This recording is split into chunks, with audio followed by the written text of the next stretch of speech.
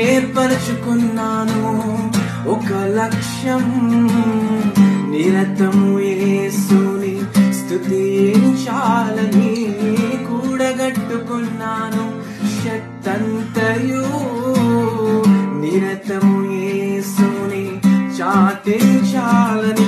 ఆ యేసే నిత్య రాజ్యము, ఆ యేసే గొప్ప సత్యము, ఆ యేసే నిత్య రాజ్యము, ఆ యేసే గొప్ప సత్యము.